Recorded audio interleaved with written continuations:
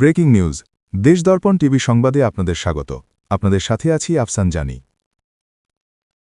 ইরানের রাজধানী তেহরানের আকাশে আগুনের লেলিহান শিখা। এক ঐতিহাসিক অধ্যায়ের সমাপ্তি ঘটিয়ে মারা গেছেন দেশটির সর্বোচ্চ নেতা আয়াতুল্লাহ আলী খামেনি। মধ্যপ্রাচ্যের আকাশে এখন যুদ্ধের দামামা।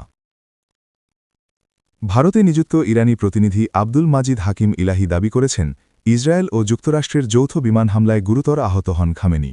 চিকিৎসাধীন অবস্থায় হাসপাতালে শেষ নিঃশ্বাস ত্যাগ করেন তিনি। হামলার সময় এক গুরুত্বপূর্ণ বৈঠকে উপস্থিত ছিলেন খামেনি। সেই ভয়াবহ হামলায় তার সাথে থাকা প্রায় ১০ জন শীর্ষ সামরিক ও প্রশাসনিক কর্মকর্তাও প্রাণ হারিয়েছেন বলে জানা গেছে। খামেনির মৃত্যুর পর পরিস্থিতি দ্রুত অবনতির দিকে যাচ্ছে।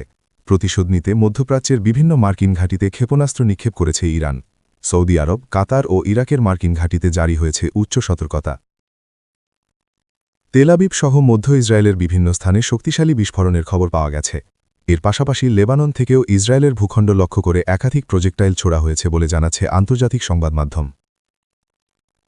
১৯৮৯ সাল থেকে ইরানের সর্বোচ্চ নেতার দায়িত্ব পালন করে আসছিলেন আয়াতুল্লাহ আলী খামেনি। তার ৪ দশকেরও বেশি সময়ের নেতৃত্বে ইরান আঞ্চলিক শক্তি হিসেবে নিজেদের অবস্থান সুদৃঢ় করেছিল। খামেনি এই আকস্মিক মৃত্যু বিশ্ব রাজনীতি ও তেলের বাজারে